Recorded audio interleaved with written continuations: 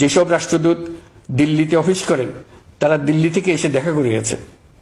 European ইউনিয়নের 20 দেশের 20 জন রাষ্ট্রদূত দিল্লিতে থাকেন, 7 দেশের 7 রাষ্ট্রদূত ঢাকায় আছেন। দিল্লি থেকে একসঙ্গে 20 জন রাষ্ট্রদূত সহ মোট 27 রাষ্ট্রদূত সমবেতভাবে আমার সঙ্গে বৈঠক করার জন্য আগামী কয়েকদিনের মধ্যে ঢাকায় আসছেন। আগে কখনো ইউরোপিয়ান ইউনিয়নের 27 জন রাষ্ট্রদূত একত্র হয়ে সরকারের সঙ্গে আলোচনায় বসেনি। দিল্লি থেকে এই বিশাল সংখ্যক রাষ্ট্রদূত একসঙ্গে বৈঠক করার জন্য কোনোদিন আসেনি। এবার এই কাজটি করার পেছনে আছে ইউরোপিয়ান ইউনিয়নের সমর্থন প্রকাশ করা এবং অর্থনৈতিক ক্ষেত্রে উচ্চ পর্যায়ের সহযোগিতা গড়ে তোলা। ইতিমধ্যে আমার সঙ্গে দেখা করেছেন সৌদি আরব, সংযুক্ত আরব আমিরাত, ব্রাজিল, তুরস্ক, রাশিয়া, ফিনল্যান্ড, সিঙ্গাপুর, লিবিয়া সহ অনেক দেশের রাষ্ট্রদূত। দ্বিপাক্ষিক নানা সহযোগিতা সহ বাণিজ্য বিনিয়োগ বৃদ্ধির আশ্বাস তারা দিয়েছেন। বিনিয়োগকারীদের সঙ্গে এখন থেকে আমরা আলোচনা শুরু করে দিয়েছি।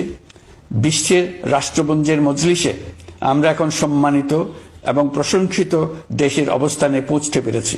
এর কারণে পরাজিত শক্তি নানা কৌশল করেও তাদের দিকে দৃষ্টি আকর্ষণ করতে পারছে না।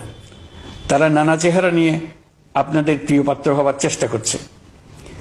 পরাজিত শক্তির ষড়যন্ত্র থেকে নিজেকে মুক্ত রাখুন, দেশকে মুক্ত রাখুন। এই ব্যাপারে অনড় থাকুন। এমন কিছু করবেন না যা তাদেরকে উৎসাহিত করতে সাহায্য করে। তাদেরকে সকল দিক থেকে নিরাশ করুন। সেটা নিশ্চিত করতে পারলে আমাদের আর কোনো বিষয়ে সংশয় করার প্রয়োজন নেই।